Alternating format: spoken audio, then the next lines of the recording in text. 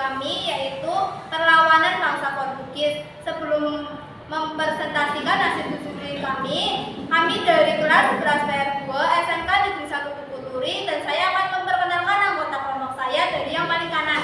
Perkenalkan, nama saya Mister Maria, absen 16. Saya Muhammad Gerin, absen 17. Saya Muhammad Jadid, absen 18. Saya Rizky Ayu, absen 23. Saya Siti Samira dari absen 32. Saya Vina Stanisi dari absen 34. 24 hours later. Penjelajah Eropa dari bangsa Portugis pertama kali sukses masuk wilayah Indonesia pada tahun 1511 Masehi dengan dipimpin Alfonso de Albuquerque. Sejarah mencatat orang-orang Portugis merupakan bangsa Eropa pertama yang memasuki wilayah Nusantara, tepatnya di Kesultanan Malaka. Sejak abad 15, bangsa Portugis telah menjelajahi lautan dan memiliki armada laut yang kuat. Ketika mengetahui di Asia Timur jauh terdapat tanah yang akan kaya rempah, Raja Manuel I memanggil Vasco da Gama, seorang pelaut berpengalaman asal Portugis, untuk melakukan ekspedisi penjelajahan samudera. Tujuan utama ekspedisi untuk mencari rempah-rempah yang menjadi barang mahal di Eropa. Bangsa Barat menggunakan rempah-rempah sebagai bahan baku obat, parfum, dan yang paling penting adalah untuk pengawet makanan dan bumbu masakan. Pengawetan makanan termasuk kebutuhan vital di Eropa saat musim dingin tiba. Kesultanan Ternate. Kedatangan bangsa Portugis ke Maluku pertama kali dipimpin oleh Alfonso de Albuquerque yang sebelumnya telah menduduki wilayah Malaka. Sesampainya Portugis di wilayah Maluku, bangsa Portugis diterima dengan baik oleh kerajaan Ternate yang pada saat itu sedang berkonflik dengan tetangganya, kerajaan Tidore. Penerimaan Portugis oleh Ternate syarat akan kepentingan politik. Ternate bersekutu dengan Portugis dengan tujuan membantu melawan kerajaan Tidore. Portugis bersedia memberikan bantuan kepada Ternate dengan syarat Portugis diberikan hak monopoli di wilayah Maluku, mendirikan kantor dagang, dan mendirikan benteng. Pada perkembangannya, Portugis tidak hanya melakukan monopoli perdagangan tetapi juga menyebarkan agama Katolik di wilayah Ternate yang notabene merupakan kerajaan bercorak Islam. Sebab perlawanan rakyat Ternate: 1. Monopoli perdagangan Portugis. 2. Portugis ikut campur dalam pemerintahan Ternate. 3. Penyebaran agama Katolik. 4. Keserakahan dan kesombongan Portugis. Sultan Hoero merupakan raja Ternate yang sangat anti terhadap bangsa Portugis. Sultan Hoero sempat ditangkap Portugis namun dibebaskan oleh rakyatnya. Beliau tegas menentang monopoli perdagangan oleh Portugis di Ternate. Rakyat Ternate di bawah Sultan Hoero melakukan perlawanan dengan menyerang benteng-benteng Portugis.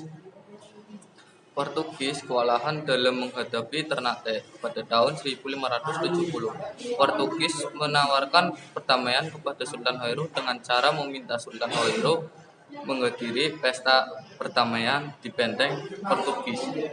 Tanpa adanya kecurigaan, Sultan Hoero pun hadir. Kesempatan ini dimanfaatkan oleh Portugis untuk menyerang Sultan Hoero, tewas dan menimbulkan kerugian besar bagi rakyat Maluku. Namun terhadap Portugis selanjutnya dilakukan oleh Sultan Babuwo, anak dari Sultan Hoero. Perlawanan Ternate di bawah pimpinan Babuwo. Sultan Babuwo merupakan anak dari Sultan Hoero bersama dengan rakyat Maluku. Sultan Babuwo menyerang Portugis berasa pada benteng-benteng di Ternate hingga 5 tahun Portugis mampu bertahan dan akhirnya menyerah pada tahun 1574. Tentang benteng Portugis mampu dikuasai pada tahun 1575. Portugis yang berusaha bertahan kehabisan bekal dan dilarikan ke situ dan kemudian berpindah di timur hingga tahun 1575. Sultan Demak, latar belakang pahlawan Demak terhadap Portugis dengan berkuasa di Malaka. Portugis otomatis menguasai jalur pelayaran dan perdagangan yang penting di dunia. Keberadaan Portugis itu tidak hanya menjadi penghalang Kesultanan Demak, tapi juga mematikan perdagangan kaum muslim Indonesia. Terlebih lagi, Demak sendiri menjalankan perdagangan beras dan bahan pangan lainnya dengan Malaka. Di samping itu, kedatangan bangsa Portugis juga menyebarkan agama Katolik yang dianggap menghalangi perkembangan Islam di Nusantara. Karena sebab-sebab itulah kesulitan Demak mengirim armada ke Malaka untuk mengempur kedudukan Portugis yang selain Demak dan juga terhadap Portugis. Perlawanan Fatah Hilal terhadap Portugis. Setelah berhasil menagih serangan Demak, Portugis memenuhi undangan dari penguasa Pajajaran yang ingin melakukan kerjasama. kerjasama Pajajaran memilih bersekutu dengan Portugis karena merasa terancam dengan kekuatan Islam di pesisir Pulau Jawa, yaitu Banten, Cirebon, dan Demak.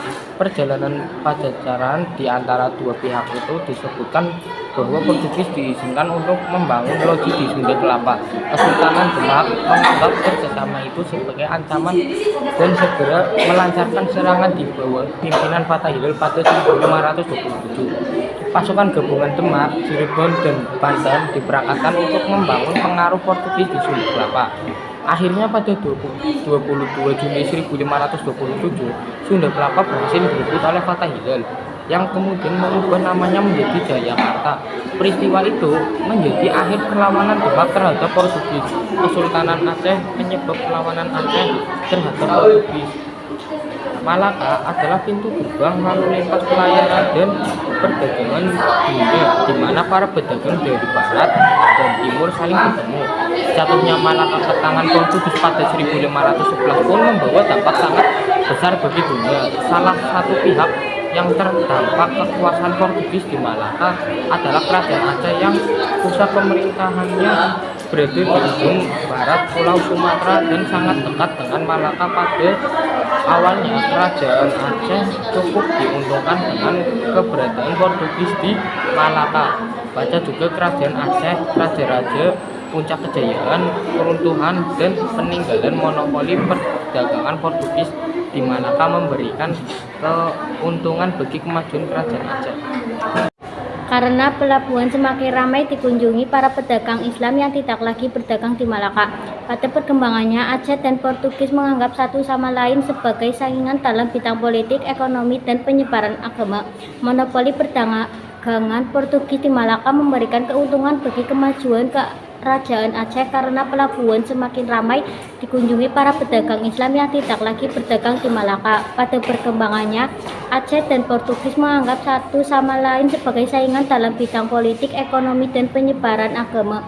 Bangsa Portugis kemudian memblokade perdagangan Aceh dan melakukan penangkapan kapal-kapal Aceh. Karena itulah Kerajaan Aceh memberi perlawanan terhadap kedudukan Portugis di Malaka. Selain itu, berikut ini beberapa alasan Kerajaan Aceh menyerang Portugis di Malaka. Jalur perdagangan di Selat Malaka, ambisi Portugis untuk monopoli perdagangan Aceh. Portugis melakukan blokade terhadap perdagangan Aceh. Portugis melakukan penangkapan kapal Aceh. Jalannya perang Aceh-Portugis pada 1523, Portugis mengirim pasukan untuk menyerang Aceh, tetapi gagal. Giliran Kerajaan Aceh untuk pertama kalinya mengirim ke Malaka untuk mengempur kedudukan Portugis. Perlawanan rakyat Aceh melawan Portugis kala itu dipimpin langsung oleh Sultan Alauddin yang didukung oleh sekitar 3.000 tentara. Meski perjuangan rakyat Aceh merangi Portugis masih menemui kegagalan, Sultan Alauddin belum menyerah. Sultan Alauddin memperbarui strategi perlawanannya dengan meminta bantuan dari Turki Utsmani yang saat ini dikenal sebagai Islam terkuat di Indonesia. Sultan Alauddin fokus membangun hubungan dengan Ottoman agar dibantu mengusir Portugis dari Malaka. Melalui surat-suratnya, Sultan Alauddin mengajukan bantuan berupa alat-alat perang, pasukan seperti pelatih kuda, dan para insinyur yang ahli membuat benteng serta kapal perang. Sultan Salim II yang baru saja menjadi Sultan Ottoman menyatakan kesiapannya memberi bantuan yang diperlukan, serta berjanji armadanya akan dikirim ke Aceh untuk berperang mengalahkan bangsa Portugis dan merebut pulau-pulau yang dikuasainya. Alasan Sultan Turki membantu Aceh adalah komitmen untuk melindungi kaum muslim dan pusaran Islam dari pusaran bangsa Eropa atau khususnya penguasa Kristen. Dalam hal ini, Portugis Sultan Salim II mengirim 15 kapal induk atau bertiga dan 2 kapal perang atau berka ahli pembuat meriam, 7 penembak meriam, senapan, dan peralatan perang lainnya ke Aceh.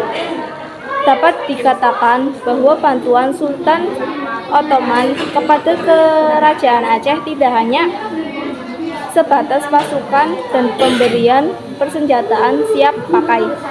Pengiriman tenaga ahli berarti mentransmisikan keilmuan dan keterampilan Kekaisaran Utsmani di Aceh, khususnya di bidang militer dan pertahanan, dan oleh para ahli dari Turki. Orang-orang Aceh diajari untuk menempa meriam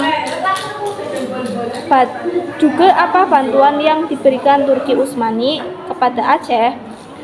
Menurut catatan yang ditulis oleh Laksmana Portugis Mario Mendes Pinto, armada Kesultanan Utsmaniyah yang pertama tiba di Aceh terdiri dari 300 pasukan, terdiri dari orang Turki, Mesir, Somalia, dan India, serta sekitar 200 pelaut.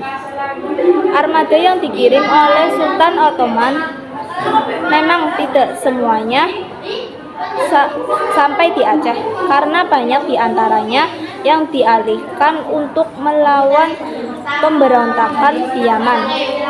Pada 1566 sampai 1567 hanya 2 kapal yang tiba di Aceh, sementara beberapa lainnya menyusul terkait persenjataan. Sejumlah sumber Eropa memberikan bahwa pada 1620 Sultan Aceh memiliki 2000 meriam, di mana 800 diantaranya berukuran besar. Akhir perlawanan rakyat Aceh terhadap Portugis. Selama abad ke-16 hingga awal abad ke-17, perlawanan rakyat Aceh melawan Portugis di Malaka belum membuahkan hasil yang menggembirakan. Bantuan-bantuan dari Kekaisaran Ottoman hanya cukup membuat kerajaan Aceh mempertahankan diri untuk waktu yang sangat lama dalam menghadapi Portugis.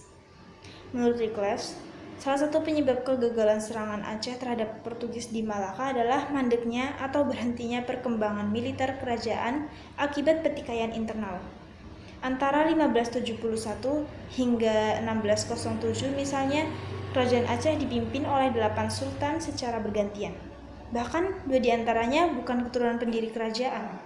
Secara umum, perlawanan Aceh yang berlangsung selama sekitar 1 abad terus mengalami kegagalan karena konflik internal kerajaan yang membuat strategi perlawanan terhadap Portugis tidak maksimal.